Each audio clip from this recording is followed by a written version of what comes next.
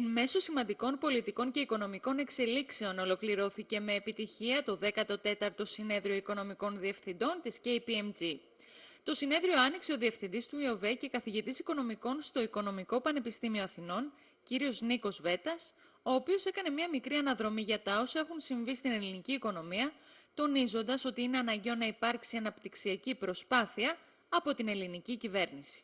Υπάρχουν πλέον όλες οι προϋποθέσεις και όσον αφορά την προσαρμογή που έχει γίνει στην οικονομία εσωτερικά, αλλά πλέον και το εξωτερικό οικονομικό περιβάλλον που είναι πολύ ευνοϊκότερο από αυτό που ήταν πριν από 5 χρόνια, ώστε να υπάρξει μεγένθηση. Όπως είπα και πριν, το πλάνο για φέτος ήταν ότι αυτό θα ήταν κάπου ανάμεσα στο 2,5 με 3%. Προϋπόθεση όμως γι' αυτό θα ήταν οι επενδύσεις.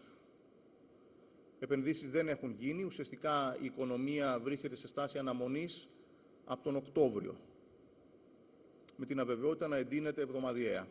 Κεντρικός ομιλητής του συνεδρίου ήταν ο επιφανής καθηγητής οικονομικών και αναπληρωτής διευθυντής σπουδών του London Business School, Άντριου Σκοτ.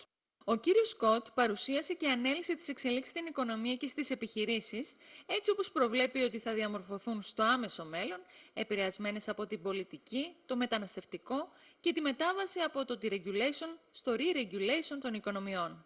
Ο κύριος Σκοτ μίλησε και στην κάμερα του SBC για τις ανισορροπίες που έχουν δημιουργηθεί στην ελεύθερη οικονομία, αλλά και για την πιθανότητα εξόδου της Ελλάδας από το ευρώ.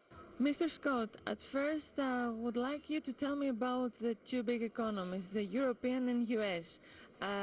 We see two different paths, and starting from the US, we have seen that have started to stabilize. US ended the program of buying bonds. You have started, and we see consequently the rise of the US dollar. What would that mean for the balance of the world economy? Yeah. So we're at an interesting point because the US is talking about returning to normal monetary policy. So I think we can say the US has finally recovered from the financial crisis. That, of course, is putting upward pressure on the dollar, and I think that reflects a number of things. First of all, higher interest rates. Secondly, there still are a lot of risks around elsewhere. Europe, you mentioned, is growing slowly, and emerging markets are looking risky. So a lot of money is flowing into the dollar because the dollar is seen as being risk-free. In fact, it's our only risk-free asset. So as has been the case for the last 20 years, the US benefits from low interest rates, easy borrowing for its fiscal deficit, but a high dollar. And that high dollar will, of course, make the US deficit larger than it would be otherwise. So we are still, I think, going back to a world where the US is sucking in too much global capital.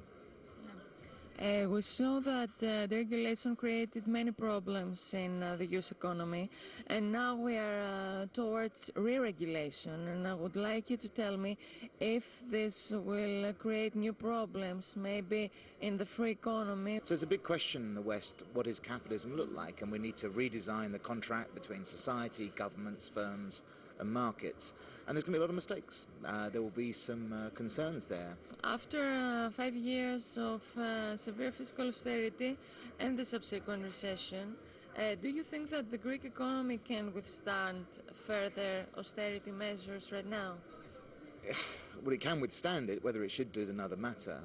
I think austerity hasn't worked, and the current situation is completely unsustainable. And until there is some real game-changing solutions, we will carry on austerity, we'll carry on an economy that either shrinks or bounces around the bottom. Something dramatic has to happen. To my mind, a substantial default is the first part of that, but there's a lot more as well. Do you think that the possibility of Brexit, this danger, is possible? Yes, absolutely. I think it's one of the ways in which an unsustainable solution is made sustainable. I think this is a problem that could happen this week, it could happen next month, or it could happen in the next 3 or 4 years. Economic crises take a long while to build up, but when they happen very quickly, and Brexit is definitely a possibility.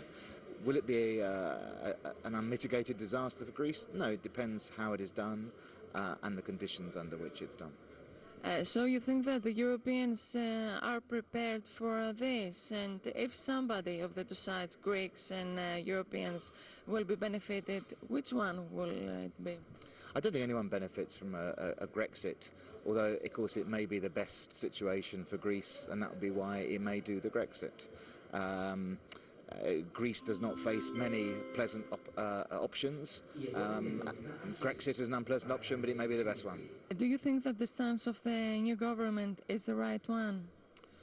I think the most important thing, which is, I think, the real dilemma and where we're facing with Greece, is that Greece as a country needs to decide how it is to deal with this crisis. Not the European Union, not the Germans, and not anybody else. I'll leave that to the Greek population to decide whether this party is doing it the right way. But that's the critical thing. Greece has to itself come to a way of dealing with this problem. Στο μεγαλύτερο μέρος της ομιλίας του, ο κύριος Σκοτ αναφέρθηκε στο θέμα της ελληνικής κρίσης. Δήλωσε ότι σε περίπτωση εξόδου της Ελλάδας από το ευρώ, το εθνικό νόμισμα θα υποτιμηθεί κατά 50 με 60%, χωρίς όμως αυτό να επηρεάζει το ευρωπαϊκό σύστημα τραπεζών.